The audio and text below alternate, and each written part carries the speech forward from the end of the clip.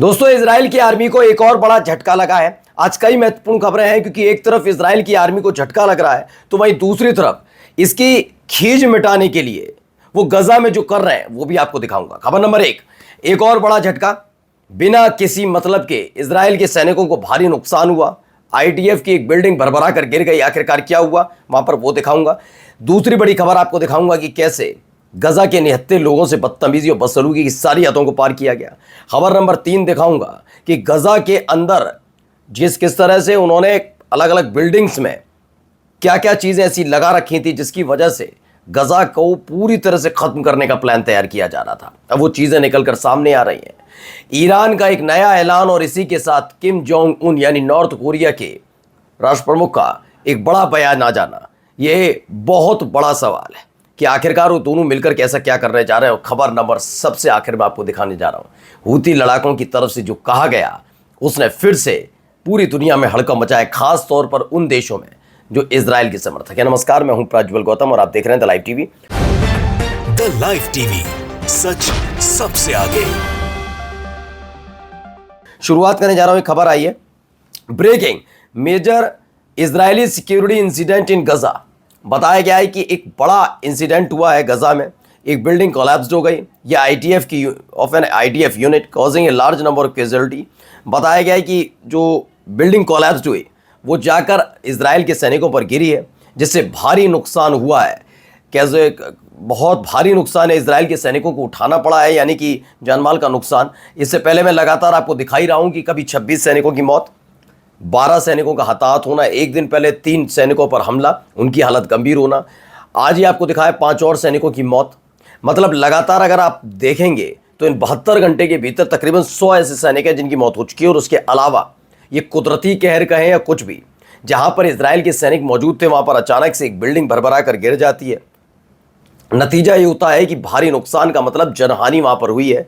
अभी फौरी तौर पर जानकारी नहीं मिल पाई कि कितने लोगों की मौत हुई है, क्या कितने घायल है, लेकिन जानकारी आएगी सबसे पहले आपका अपना चैनल द लाइव टीवी बताएगा। लेकिन फिलहाल एक खबर दिखाने जा रहा हूं।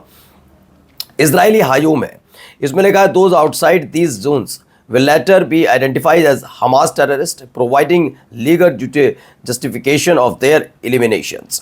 दरअसल ये चाहते हैं कि एक पूरा का पूरा इन्होंने तैयार किया है कि एक सेंटर बनाया जाए। जो ये सेंटर क्या है, कंसंट्रेशन कैंप है। कंसंट्रेशन कैंप बनाया जाए और उसमें ये है, अब ज़बरदस्ती है, ये इजराइल का है। किसके लिए? खासतौर पर फ़िलिस्तीनियों के लिए। ये इजराइलियों के लिए नहीं है, फ़िलिस्तीनियों के लिए, कि उसमें आकर रुकिए और जो उसमें नहीं आएगा कंसंट्रेशन कैंप में तो इसका मतलब वो हमास का आतंकी कह रही है। हमास टेररिस्ट लिखा, मैं हमास लड़ाका कहता हूँ लेकिन हमास टेररिस्ट में लिखा है, इसलिए मैंने पढ़कर बताया। हमास का लड़ाका मान लिया जाएगा, मतलब वो हमास के लड़ाके हैं, वरना सारे के सारे फिलिस्तीनी। अब इसमें फिलिस्तीनी आना नहीं चाहते भाई, गजा के फिलिस्तीनी इसमें रहना नहीं चाहते। उन्हें मालूम है कि जिस तरीके से इजराइल में आपने फिलिस्तीनियों को कैद कर रखा और क्या किया जाता है उनके साथ जेलों में, वो इसमें रहना नहीं चाहते। तो क्या उन्हें हमास का लड़ाका मान लिया जाएगा और मार दिया जाएगा? इसी को लेकर एक बड़ी जद्दोजहद वहाँ पर चल रही है। आइए, इन सब के बीच ईरान के फॉरेन मिनिस्टर का बयान आया। उन्होंने कहा कि हम पूरे जोर के लगाकर, पूरे ताकत के साथ कहते हैं कि जो हमारा मिसाइल प्रोग्राम है वो पूरी तरह से डिफेंसिव है और पूरी तरह से, मतलब पूरी तरह से ठीक ठाक है और उसमें किसी भी तरह की कोई कमी नहीं है। जल्दी ये काम पूरा होने भी जा रहा है। अब आइए, breaking, Israel has conclude that some of the Iran's underground stockpile of near bomb grade enriched uranium survived US Israeli strike and may be accessible to Iranian nuclear engineer। NYT की खबर है। तो ये इनका है कि underground, Iran का जो अंडरग्राउंड स्टॉक पाइल है जहाँ उन्होंने पूरा गोदाम बना रखा है जिसमें नियर बॉम्ब ग्रेड इनहर जहाँ पर यूरेनियम लगातार समृद्ध किया जा रहा है, वो सर्वाइव US इजरायली स्ट्राइक।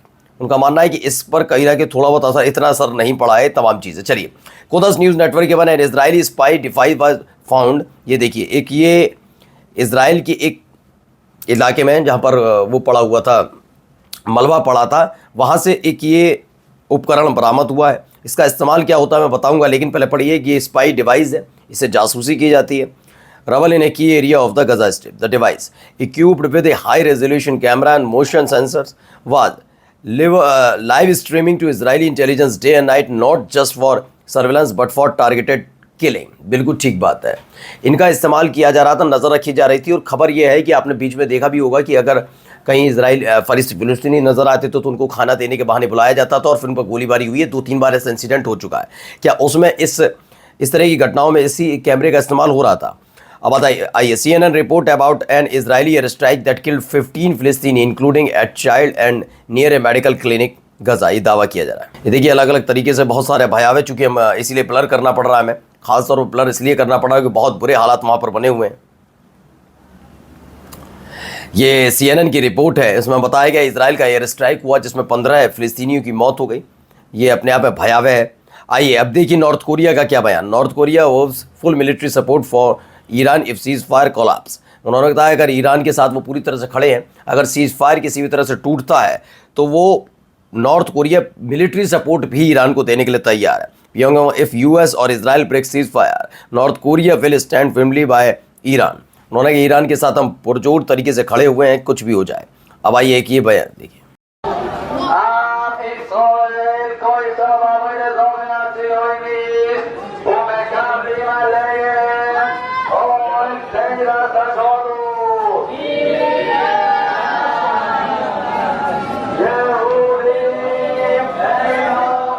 तो इसमें एक रैली निकाला गया विरोध प्रदर्शन है। ये आप इनके पहनावे से समझ भी रहे होंगे, ये सारे के सारे यहूदी हैं।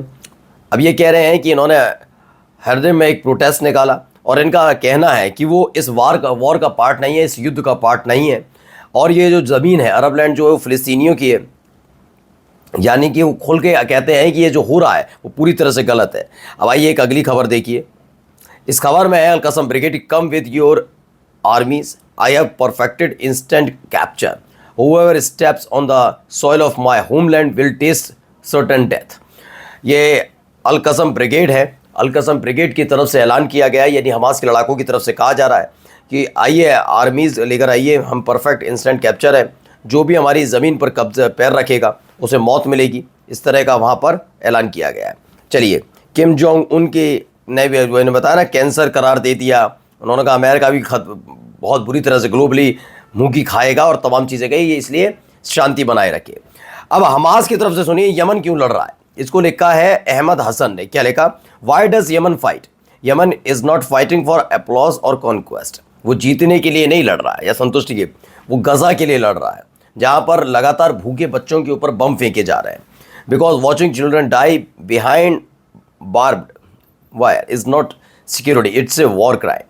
टुडे लीडर, उन्होंने कहा कि हमने स्पष्ट कर दिया कि जब तक इन बच्चों को, इन गज़ावासियों को नहीं मिलेगा इनका हक, तब तक हम ऐसे ही हमला करते रहेंगे। अब आइए स्पेन की तरफ से थोड़ा पहले मैं दिखा दूं स्पेन की तरफ से क्या किया जा रहा है, देखते जाइए। Señorías, buenas tardes. Ustedes saben que el desastre humanitario que el gobierno de Netanyahu está perpetrando en Gaza y también en Cisjordania es una infamia que será recordada en los libros de historia como uno de los episodios más oscuros del siglo XXI.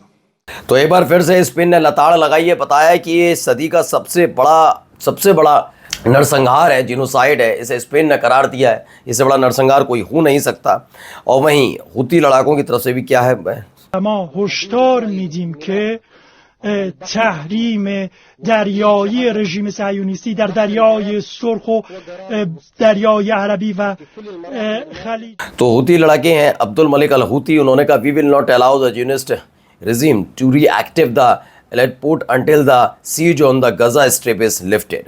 उन्होंने कहा जिस तरह की पाबंदियां गजा में लगा रखी हैं, जब तक वो ख़त्म नहीं होती हम उनके अलर्ट पोर्ट पर उनको काम नहीं करने देंगे, यानी उसे एक्टिव नहीं होने देंगे। आपको याद है कि दूसरा जो जहाज़ था वो वहीं जा रहा था जब ये हमला किया गया। नमस्कार।